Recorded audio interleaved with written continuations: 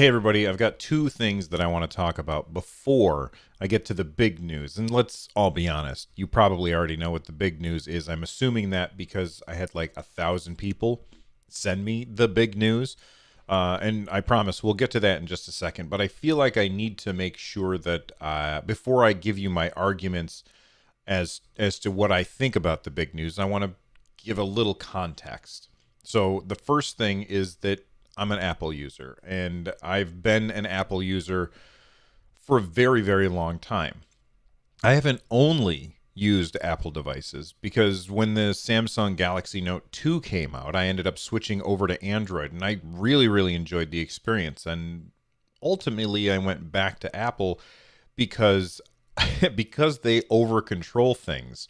And that might sound really, really weird, but hear me out.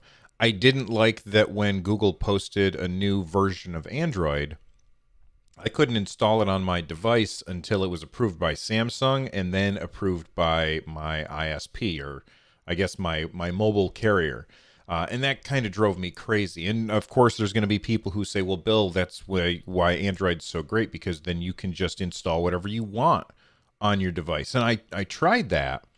It just didn't work the way that I wanted it to. It was too hacky and just didn't work. Like there were certain things that broke and things that didn't work the right way.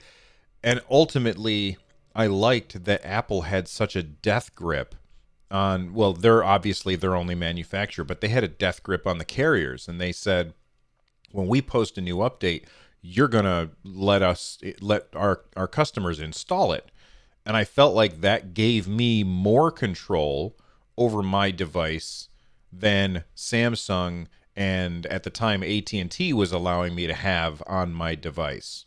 And so that's why I ended up going back to Apple. And of course, now I have an iPad and I've got an Apple Watch and I have an iPhone, and I'm really happy with those devices. I'm also pretty happy with the walled garden that is the App Store. I feel like for the most part, it keeps a lot of the shovelware. Well, okay, it doesn't keep all of the shovelware out, but I feel like there are many apps that I have used when I used Android that were really bad, and the number of apps that I've tried on my iPhone that have been really bad have been not nearly as many. And that's because Apple has such a an iron grip over the App Store. So I think a lot of times it makes for a better user experience. This is not one of those times. So let's get to the big news. I got this. This is from The Verge. And they said our testing period for Project xCloud Preview app for iOS has expired. Unfortunately, we do not have a path to bring our vision of cloud gaming with Xbox Game Pass Ultimate to gamers on iOS via the Apple App Store. Apple stands alone as our only general purpose platform to deny consumers from cloud gaming and game subscription services like Xbox Game Pass. And it consistently treats gaming apps differently, applying more lenient rules to non-gaming apps, even when they include interactive content. All games available in the Xbox Game Pass catalog are rated for content by independent industry ratings bodies such as the ESRB and regional equivalents. We are committed to finding a path to bring cloud gaming with Xbox Game Pass Ultimate, they really need to shorten that, to the iOS platform. We believe the consumer should be at the heart of gaming experience, and gamers tell us they want to play, connect, and share anywhere, no matter where they are. We agree. Okay, so first off, I have to say I'm very happy that Microsoft has completely called Apple out on this and said they're the reason that this isn't happening. You know,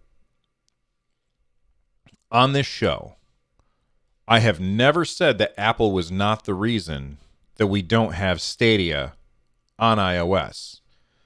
I have, however, said many, many times that we don't know the reason that Stadia was not on iOS. Now, many people assumed, and it turns out that they were right, many people assumed that Apple was the reason. And all I said in the past was, well, we don't actually know yet. Well, now we know.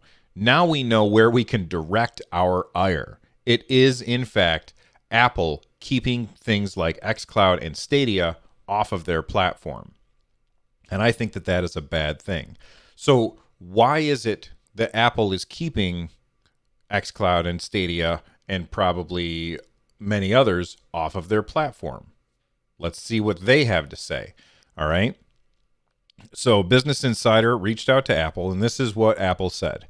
The App Store was created to be a safe and trusted place for consumers to discover and download apps, and a great business opportunity for all developers. Before they go on our store, all apps are reviewed against the same set of guidelines that are intended to protect customers and provide a fair and level playing field to developers. Our customers enjoy great apps and games from millions of developers, and gaming services can absolutely launch on the App Store as long as they follow the same set of guidelines applicable to all developers, including submitting games individually for review and appearing in charts and search. In addition to the App Store, developers can choose to reach all iPad and iPhone users over the web through Safari and other browsers on the App Store. All right. So basically what they're saying is they don't like the idea that Stadia can put the Stadia app on the App Store, and then Apple doesn't get a chance to look at the individual games one by one before approving them. That's what they're basically saying. What I would say that this is equivalent to, and now we're going to get into the Netflix of gaming, this is kind of equivalent to if Apple said, well, you can't have Netflix on the App Store unless we go through and rate each movie or TV show that you put on Netflix.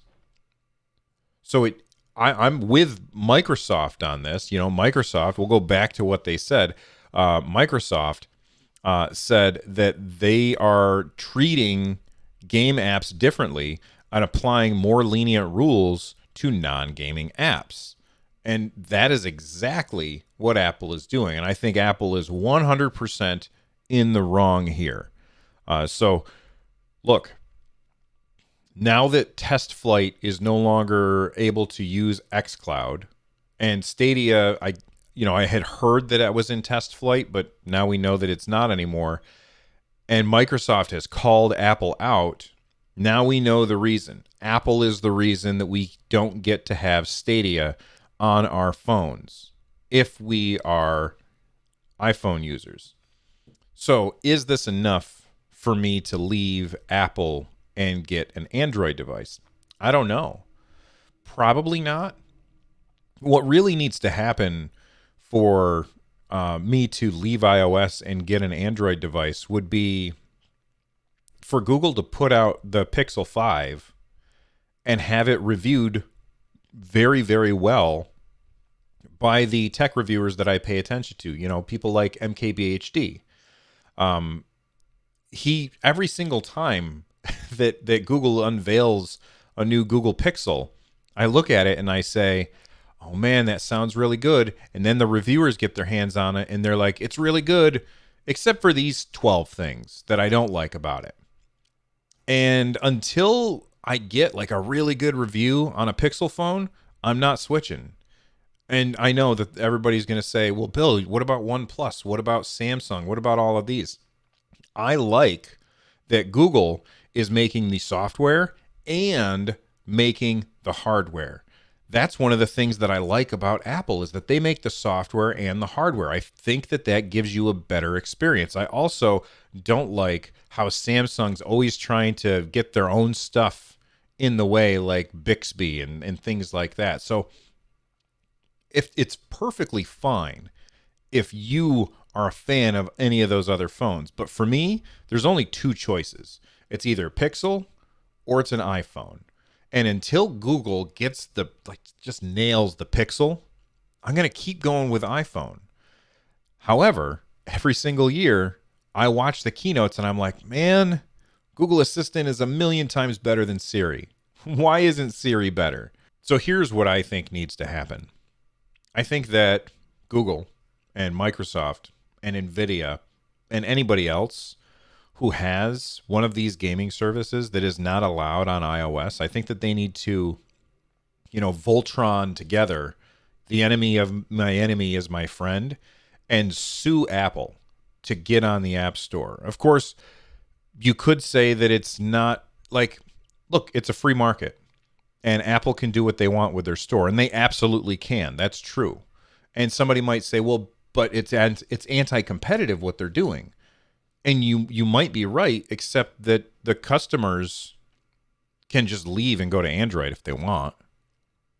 Like, there's nothing stopping those customers from leaving Apple and going to Android. And if there is a viable competitor, and I do think that there is a viable competitor, then it's not anti-competitive, like, legally. I'm no lawyer, but, like, is it anti-competitive in the sense of the words that they're keeping competitors from doing things? Absolutely. But legally, is it anti-competitive? I don't know. I don't think so, because Android exists and customers can just leave. But are customers going to leave? That's the real question. If you're going to leave, if you're an Apple user and you've decided I'm going to leave a comment in the section down below. I'm curious what you think. You know what I don't want to see in the comment section down below? I don't want to see the name calling that I always see whenever Android versus iOS gets brought up. I don't want to see the name calling that goes between people who use Xbox and people who use Stadia. I don't want to see that stuff because that doesn't help anything. All right? What I do want to see is this enough to get you to leave your iPhone behind? For me, probably not.